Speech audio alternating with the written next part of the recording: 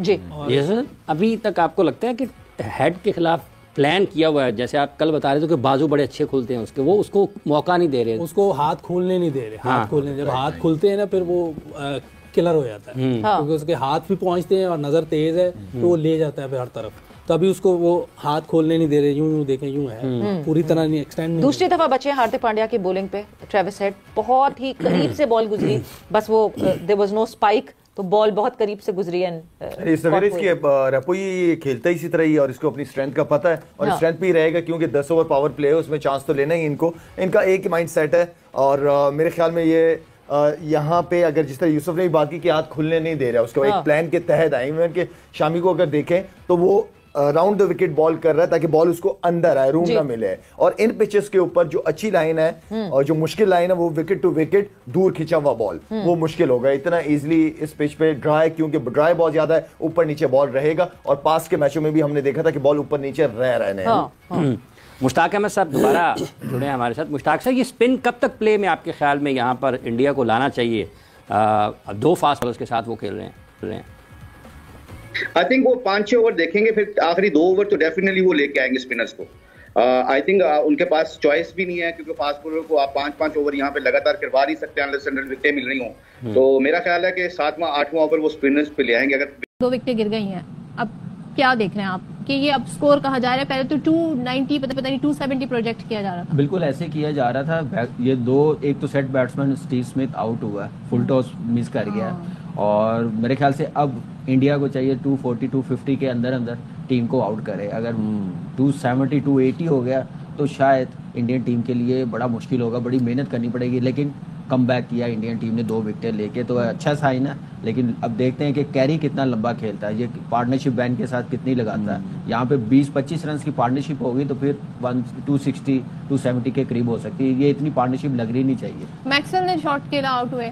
देखो उससे पहले उसने बाउंड्री लगाई है, बॉल थोड़ा दूर था, थोड़ा स्लो आया, जिसकी वजह से वो डिसीव हो गया, बोल्ड हो गया। उसका यही एक है, उसकी बैटिंग में रिस्क बहुत ज्यादा। अगर चल जाए तो आपको पता है कि मैच बिल्कुल ही साइड लाइन कर देता है, स्कोर बोर्ड जल्दी तेज चलना शुरू हो जाता है। यही वजह उसकी बैटिंग की खासियत है, वो इसी में वो एक ही टाइप की बैटिंग करता है। लेकिन इस टाइम जरूरत थी कि अभी 4 बॉल पहले Steve Smith set batsman out हुआ, थोड़ी सी पार्टनरशिप बाउंड्री लग गई थी, थोड़ा स्ट्राइक रोटेट करता, 8-10 रन की पार्टनरशिप लगाता, उसके बाद फिर अपनी गेम खेलता, तो still Indian team under pressure रहनी थी। जहाँ पे अब वापिस आई है मैच में, इतना बड़ा टोटल अब नजर नहीं आ रहा। डिपेंड पहले हमें लग रहा था, अब क्या टोटल हो सकता है? अभी भी मतलब एलिस कैरी खेला है, इसकी स्पेशलिटी ये है, एक तो इसकी हाइट अच्छी है, और जो ये स्वीप शॉट मारता है, मतलब शॉट्स मारता रहता है, बोर्ड को चलाता रहता है। हमारे डोमेस्टिक में अल्ताफ भाई थे, याद है 280-285 तक स्कोर पहुंच सकता। सारा जो टर्निंग पॉइंट था वो शामी की बॉलिंग थी, स्टीव स्मिथ का आउट था। जब वो स्टीव स्मिथ खड़ा हुआ था 320-330 नजर आ रहा था। जिस तरीके से कमबैक किया गया है, मैं समझता हूं कि भारत ने 30 से 40 रन बचाए हैं। और लेकिन ये भी बात आपने याद रखनी है, चैंपियंस ट्रॉफी का यूएई के अंदर, दुबई के अंदर हाईएस्ट टोटल ऑस्ट्रेलिया ने लगा दिया है 264, बांग्लादेश 228, पाकिस्तान 241, इंडिया 249। ये अभी तक का हाईएस्ट टोटल है 264। क्या भारत इसको चेस कर पाएगा, सवाल ये आता है। लेकिन जवाब में ये भी है कि ऑस्ट्रेलिया की जो बॉलिंग लाइनअप है वो सबसे हल्की है इस टूर्नामेंट की, वो इवन कि पाकिस्तान से भी हल्की है, बांग्लादेश से भी हल्की है। तो ये चीज बड़ी, जिसको कहते हैं ना, ज्यादा जरूरी है, अहम है कि इंडिया के लिए। यहाँ पे आप हंसते हंसते चेहरे देख रहे होंगे, इन सबका चेहरा उतरा हुआ था जब स्टीव स्मिथ और एलिस कैरी मार रहे थे। तो अगर 300 प्लस होता, 300 प्लस कर गया होता ऑस्ट्रेलिया, तो मुझे लगता है कि ना भारत के लिए चेस करना बड़ा मुश्किल था। लेकिन जिस तरीके से कमबैक मारा है, ये ब्रिलियंट किस्म का कमबैक था भारत। ये फाइनल चल रहा है, और फाइनल में फिर मतलब सेमीफाइनल चल रहा है फाइनल की रेस के लिए, तो उसमें फिर आपको वैसे काम करने पड़ेंगे जो पहले कभी नहीं किए हुए।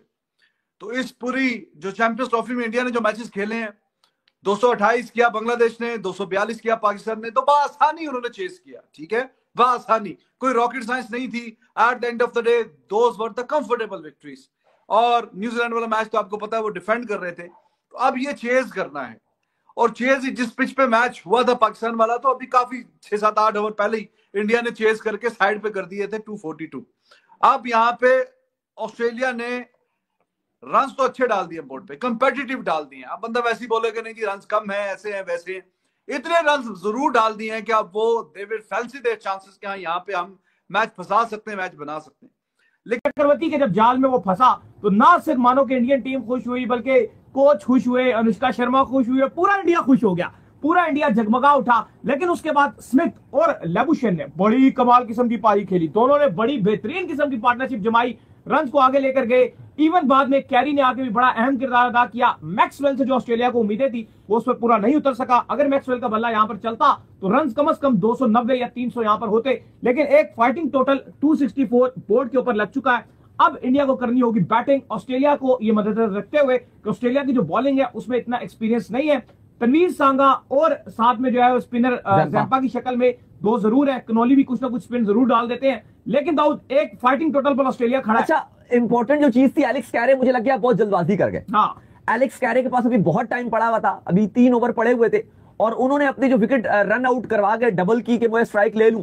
मुझे लगता है कि अगर वो इतनी, और चलो थ्रो भी बहुत प्यारी थी, वो मानना पड़ेगा कि डायरेक्ट थ्रो बहुत शानदार थी, लेकिन थोड़ा सा अगर वो होल्ड कर जाते, थोड़ा सा हौसला करते, कम से कम ऑस्ट्रेलिया का मिनिमम मैं आपको बता रहा हूं 20 रन ज्यादा होता, 285 से 290 के दरमियान स्कोर होता। ऑस्ट्रेलिया का इस टाइम 290 के करीब स्कोर होता अगर ने ऑस्ट्रेलिया को जो है वो 264 पे ऑल आउट कर दिया है। और कमाल की बॉलिंग जो है वो देखने को मिली है आज वरुण चक्रवर्ती, मोहम्मद शामी की जानब से, और साथ में अक्षर पटेल का वो विकेट मैक्सवेल का जैसे जो है उसको बोल्ड किया आते साथ, तो इंडिया की टीम ने जो है वो ऑस्ट्रेलिया को 264 पे रोक लिया है। जो एक टाइम में ये लगने लगा था कि शायद ऑस्ट्रेलिया की टीम 280 प्लस बना लेगी, जब जो है वो एलेक्स कैरी और साथ में जो है स्मिथ जो है बैटिंग कर रहे थे, लेकिन उसके बाद जो है वो कम बैक दोबारा से इंडिया के बॉलर्स ने करवाया और जो है वो 264 पे ऑस्ट्रेलिया की टीम ऑल आउट हो गई है। 264 इससे पहले कभी जो है ऑस्ट्रेलिया या इंडिया छोड़े यहां पर इस मैदान में चेज नहीं हुआ है, इससे पहले कभी जो है 264 चेज नहीं हुआ। अगर इंडिया की टीम को ये मैच जीतना है तो इंडिया को इस मैच में तारीख रकम करनी पड़ेगी। दोस्तों, पाकिस्तानियों को सुनकर हंसी आती है, कहां से आते हैं ऐसे लोग? ऐसा लगता है ये लोग हमारे गोले के नहीं हैं, किसी और गोले से आए हैं। कितने तेजस्वी हैं ये लोग। आप सभी हंसते रहिए और पाकिस्तानी कॉमेडी का मजा लेते रहिए, और चैनल को सब्सक्राइब करना और शेयर करना ना भूलें। धन्यवाद।